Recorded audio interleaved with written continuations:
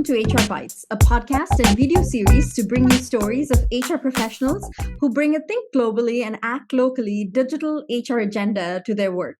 Everyday people who are driving digital transformations in their organizations, data-driven and future-fit digital HR leaders. You can listen to us on all your favorite podcast channels and watch us on YouTube as well. Do follow us on social. And this is your host, Jay Polaki. Today's guest is the wonderful Stela Lupushor. Welcome to HR Bytes, Stela. I'm delighted to share your insights with the HR Bytes community today. Hi, Jay. Thrilled to be here, and thank you for the opportunity. Absolutely. Stela, you are one of those thought leaders who's written a couple of books about the HR tech space and how we need to keep the human touch while we implement and revolutionize the HR function using leveraging technology. Could you tell us a little bit about your work and how you got started in this space? Absolutely. This is the space I was educated for, right? I come from a math and computer science. At that time, it was still, very basic technology that evolved over time. And I ended up in HR by chance of luck. And I really found myself because I saw how the work I'm doing from technology perspective can impact me personally as a worker. And my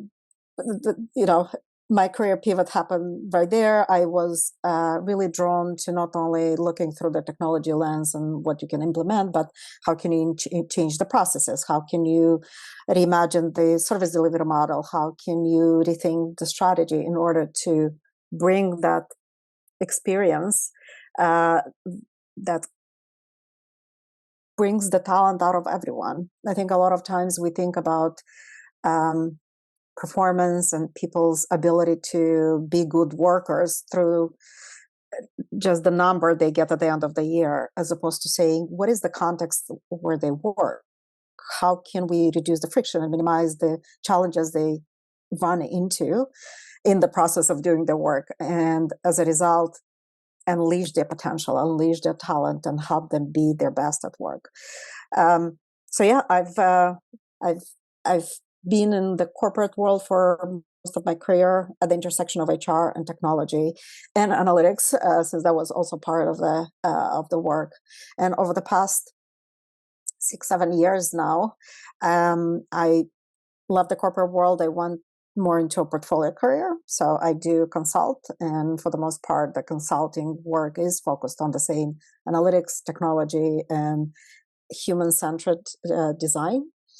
I also advise a lot of startups because I see so much innovation happening in the space of HR tech, in the space of work tech, and I can impart not only my experience, but also how large enterprises deploy or choose even some of these technologies and things for them to incorporate either into their product or into a go-to-market messaging or whatever will help them maximize their likelihood of growing as a company and as a product. I also teach. I believe in giving back to the next generation and developing the minds of tomorrow. And I teach the same thing that I consult on. The class, it's called Digital Workplace Design. So it's really bringing that design thinking,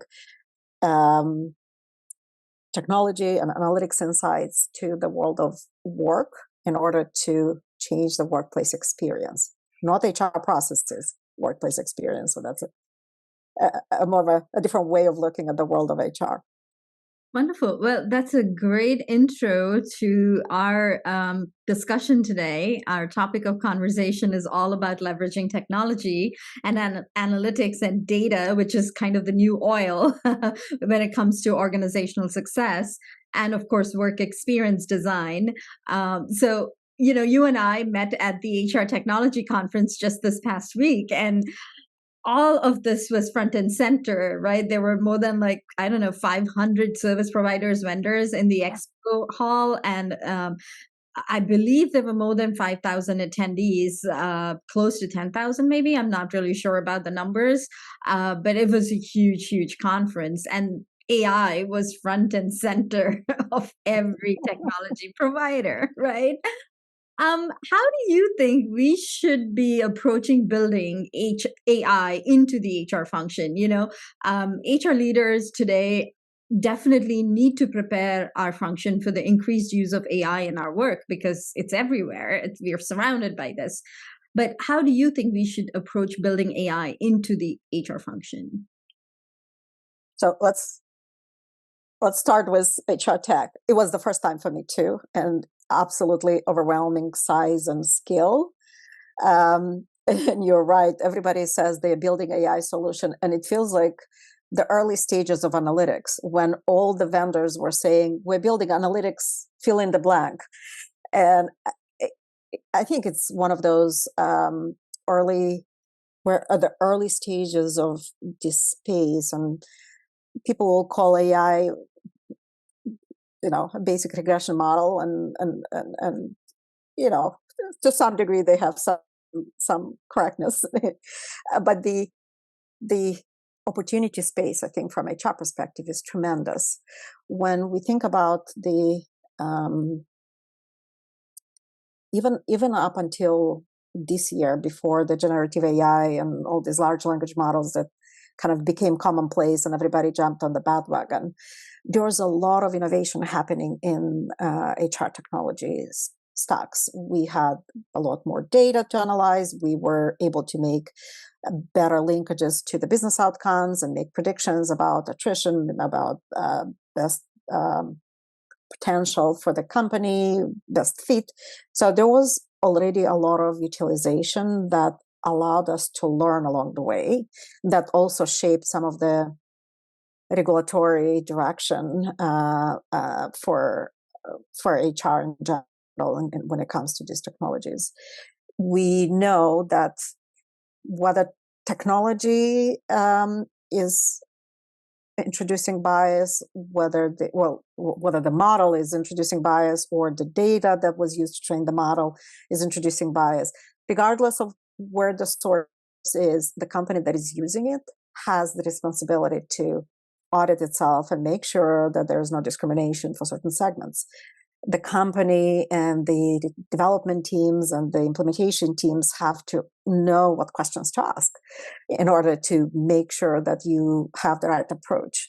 And more importantly, I think companies are starting to realize that you really need to include more voices in the projects. So you can then have somebody say, hey, what about the segment I represent? How will that work for me? The better and the more inclusive you are part of the design process to represent different voices, the more likely your solution is going to be less risky in general for us to approach. And I think that approach is part of human-centered design as well, right? You have a participatory design, you bring people together, you don't wait until you deploy, you really bounce it off the real world, and then you improve as you go. And with this advanced models, I think you have to do that because you do not know what you don't know. You do not know all the possible ways things could go wrong. You do not know what type of data you may encounter tomorrow. So having a feedback loop and a way to have representative sample of all the possible risky areas or segments that you need to account for, or edge cases will really develop a better solution in the long term. Wonderful. And, leadership is now asking every team to do more with less, given the economic climate and the world at war in Literally. literally, right? It's horrible. So in such a scenario, the adoption of technology by HR teams for all aspects of our function is kind of a necessity. It's inevitable because we really need to leverage tech to do our work better and be more efficient, more productive. How should we consider using AI, given all of these challenges and pitfalls that AI does bring, but there are also potential benefits of using AI. And I really think that there is a way to use AI in our HR function today for the betterment of our workplace and our work world. But how do we consider using AI to completely shift the way we work versus just this band-aid approach, like a fast approach where you use AI, like all these service providers now say, hey, there's AI in our platform, right? Without actually going deeper into potential, utilizing the potential of AI to its utmost. What do you think about this? How should we, be completely shifting the way we work using AI versus just, this temporary approach to use AI to do something fast in the short term? There are a couple of aspects to this, so maybe more than a couple. First of all, we look at the HR technology through the HR process lens. We will create the better mousetrap for sourcing talent, for managing the funnel, for creating employee records, managing payroll, benefits. People don't spend more than maybe 5% of their time in the HR world, and if they can minimize that, they will. They spend their time at work doing the work. And HR has very little control over those tools. They do have some influence over the relationship between team members and peers and managers, but they only influence. They don't control. Manager is going to do what manager is going to be rewarded or punished for, really, at the core of it. So how can HR be accountable for the employee experience if they really have very little control, right? They can only influence. But HR has the ability to bring together all the parties that needed to make better decisions and say, instead of us in HR worrying about compensation, because compensation is a problem, and therefore we're going to go choose another technology to help us do a better compensation plan, maybe we should look at what it's like to be an employee from the moment they're hired, at what level they've been hired, what compensation level they've gotten, how has their performance changed over time, is there a pattern in that team that we see everybody being lower paid than the average? Did they not get promoted in time, or they got promoted too soon and they weren't ready? How the trajectory of the compensation growth for them evolved over time compared to other segments. Then you have a very different story. You're not solving HR problems, you're solving workforce problems. And it's not just compensation, it's everything, right? When we come to work, how many tools do you have to interact with? How many apps that you forget the password, that then you have to deal with IT, all the frictions that we have to deal with just because everybody solves for their own segment and island, as opposed to looking through the lens of the worker. And the problem we have, and in general, most of the organizations, we look through the lens of some other stakeholders, right? It could be customer, and therefore we're going to solve all the problems for the customers at whatever expense when it comes to employees' experience. Or we'll solve for the shareholders or whoever cares about the cost management. So we'll minimize the cost and therefore not invest in infrastructure, not invest in the right type of tools and the right type of experience. So all of this is to say that it's time to bring the worker to the forefront too. I think we see a lot of labor movement and unions popping up in all sorts of industries that we weren't expecting. Some of them were expecting, but in some of them, like Apple people,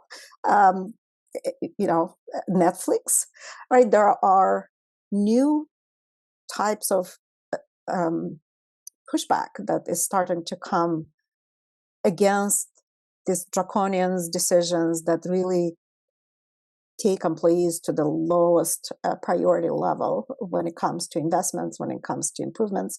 And my biggest question is, like, if I as an employee do not know what a good experience feels like, how can I deliver that to my customers?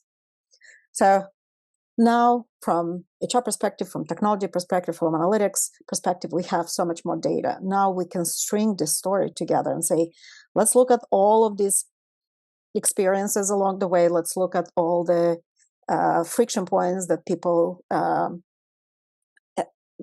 experience in at the workplace. Let's link it to business outcomes that we care about, and let's build a story. Are we really hiring the right type of people in order to deliver this type of customer satisfaction? Are we training them? Are we integrating them into the company culture? Are we giving them the tools they need to be able to do that? And not, what is the cost of losing that customer? Now you're standing on a very different, footing in terms of, like, would you rather save 5%, but you lose so many accounts just because they don't get the experience they're expecting from you? Or is it okay to invest in that extra $20 a week in order to be able to bring this person to a living wage and give them take that worry off their mind, so they can focus on doing what they're expected to do? You speak about this in your book.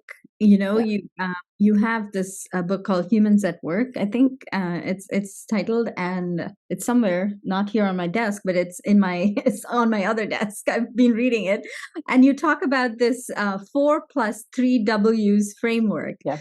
It's the worker and the work, and you differentiate between the 4 Ws and the 3 Ws. So what you just said is very resonates with me a lot, because it's so essential to keep that worker and work differentiator in perspective when designing the workplace experiences of today. And you're so right about the all the stuff that we're seeing that's coming out of the woodwork at us today. There's so much out there, not just with pushback from unionized workplaces, but just pushback from remote workers, pushback from folks who want to be in the office, pushback from folks who don't want to be in the office. So this is a huge new era for us in the workplace. And when it comes to AI, bringing back the focus to AI and the ethics of AI, yeah, in the midst of all this, there are a couple of laws that came out. New York City, where you're located, had that local law 144 that went into effect on July 5th this year. And then we have several, I think there's one in Chicago, some in California, and the EEOC also had a technical guideline release in May of this year. And apparently, even the Vatican is getting in on the AI craze. They released a handbook on the ethics of artificial intelligence as defined by the Pope. So, everyone seems to be a part of this conversation, wants to be a part of this conversation, and I think is crucial to this conversation to have everyone involved. But how do you think we in HR should think about building the guardrails for the ethical use of AI in our organizations and beyond? Obviously, we have to really pay attention to all of these legal, ever-evolving legal space. The other consideration for HR practitioners is to be educated, right? We really need to understand and play with it.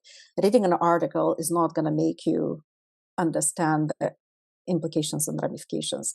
And the interesting part is a lot of people expect a training course to be out there, or to go sign up for some sort of a degree. All of that is helpful, but the space is evolving so fast that majority of the content is in some Discord server or in some Slack channel, and it's in people's heads. So you really need to have an omni-channel approach to ingesting information so you can understand what exactly it is that you're dealing with.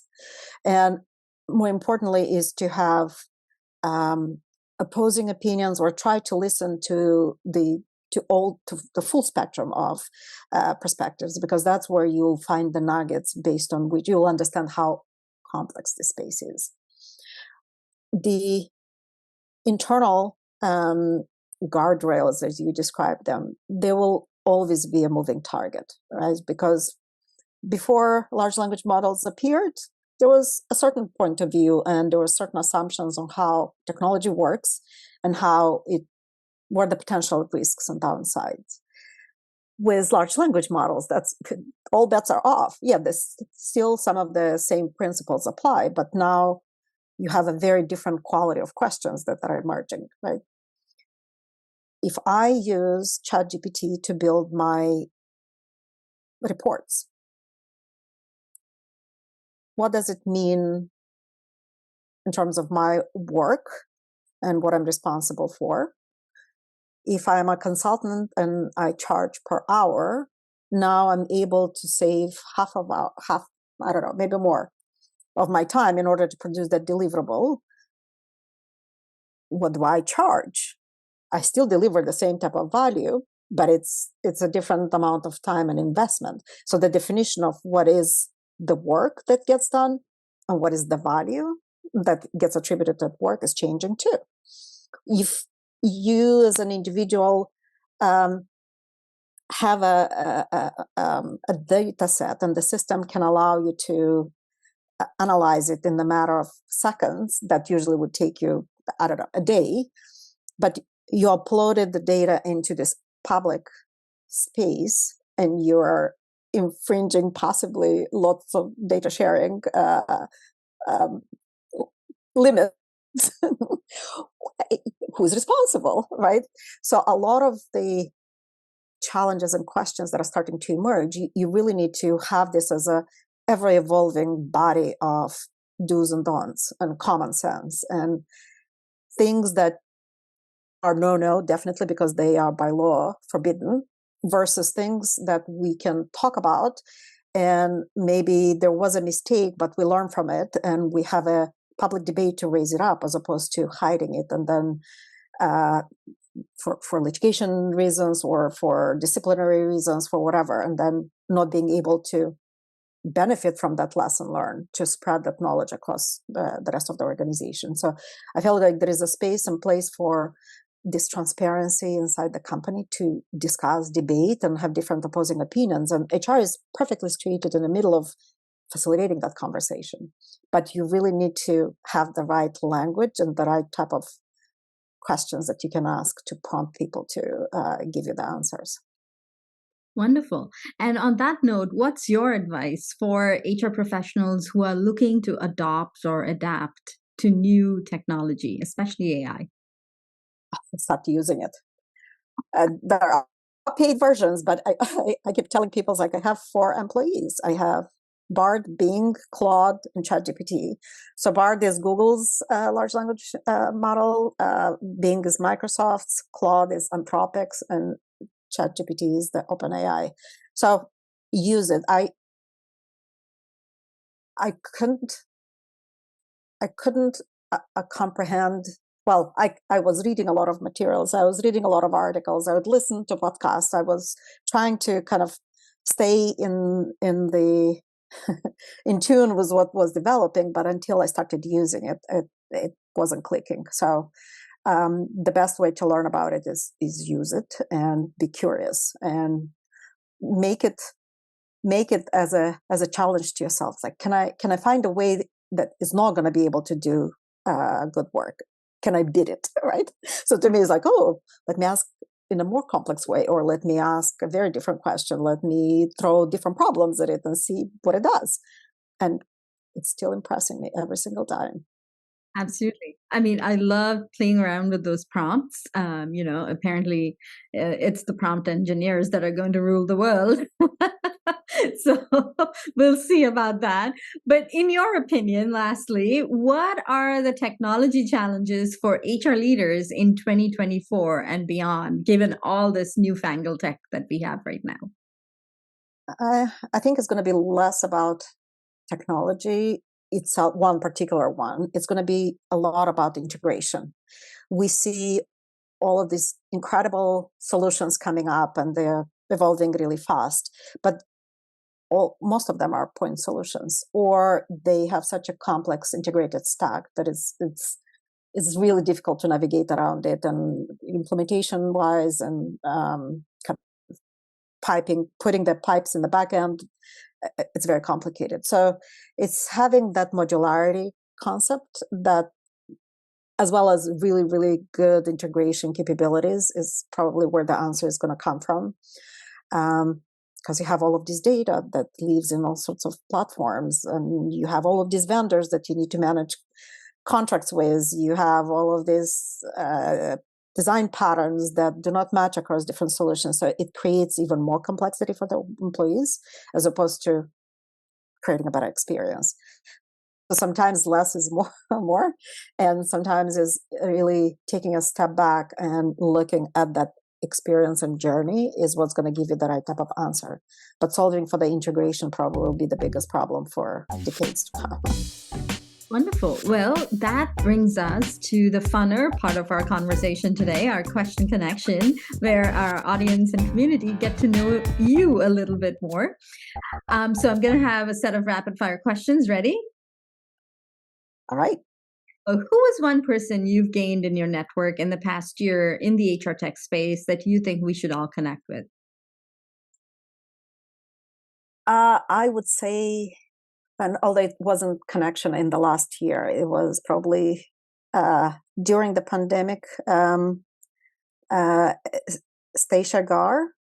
So Red Research. I'm a big fan of a lot of the work they do, of the quality of the research they do, of the depth of thinking. So anyone interested to stay on top of all the technology evolution, that's probably the best source to go get educated. Wonderful. And we'll link that connection in the show notes for the audience.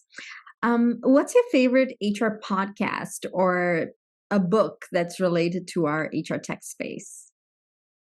I would claim the ignorance that I'm not following a lot of HR tech podcasts. I've run and I've met at the HR tech conference the Chad and cheese pair. Yes. And I was really impressed, and I started listening to a few of their episodes, and it's a really good content, and it's fun way of telling complex stories. So that may be at least the first one I'm listening to. Sure, yeah. I got Joel Cheeseman to chime in on our HR Bytes recording at the conference. It was fun to get him in the hot seat, right? They are funny. They are funny. So yeah, that could be probably the one I would suggest. Okay. Do you have any recommendations for LinkedIn Learning or e-learning series or webinars related to HR tech or HR that we could share with our audience and community? Again, I will not give you an answer because I don't have any, because the content I'm intrigued about and studying and learning doesn't exist yet. What is that? So, curious. A lot of the generative AI related content, right? It's yeah. It's in Discord servers. It's in obscure technical podcasts that it's not a course yet that you can go take. So to me, go to unusual places, go to archive website to read papers, because that's where really the latest and greatest research is published. It's not converted yet. There is an opportunity for you, Jay, maybe to build one. I want to go into learning and development, but I'll think about it. So given the upheaval of all things work and workplace and worker, what is one workplace trend that you think is here to stay? Hybrid. All right. And Stella, you give back to the community and the HR community in myriad ways. How do you enjoy giving back? Is there a specific organization that we can give a shout out to here, or a community that you think we should all be a part of? Coming into this conversation, I had one idea, but I'm going to go with another one. I'll still say it. So giving back, I think it's everyone who knows some, or it's an expert in specific space, has to teach others, because you may be 5 minutes ahead of somebody else, but they will greatly benefit from that 5 minutes ahead of you. So whatever you can share, and for me, teaching is really fulfilling and satisfying experience, because I learn from the students just as much as they learn in a class. Another answer I want to give is the community, the importance of community support and bringing the community together. So the organization that I co-founded a while back with Jeremy Shapiro, which is a analytics meetup. It's a public group on meetup.com. It's called NY Strategic HR Analytics Meetup. It's nothing more sophisticated than that. But it's grown over years into a really thriving group of practitioners who care about analytics, who develop solutions, who want to hire from this community, who want to bring their talent to other companies. So before the pandemic, of course, it was all in person. Through the pandemic, we moved to virtual. Now we have our first event on November 1st in New York City that we're resuscitating the in-person gatherings. And we are going to talk about impact of generative AI on HR, on analytics, on skills, on regulatory evolution. So to me, those are the best learning destinations for anyone who is interested in the space, but also wants to meet other people, because magic happens during the networking when people grab a drink, when they serendipitously talk about something that eventually becomes a project or a new career, or who knows, maybe a new relationship. Yeah, no, absolutely true. Thank you so much. We'll also share that in the show notes so people can find you and maybe come to one of your meetups in New York City. Thank you, Stela, for being here today. I really appreciate your time. If our community would like to get in touch with you, what is the best way for them to reach you? Find me on LinkedIn, and you can email me at Stela@Reframe.Work. Stela was one L. Wonderful. Thank you again, Stela. And I am looking forward to bringing more such HR tech stories to the community. Have a wonderful day and rest of the month. And we'll see you next month. Thank you again. Thank you.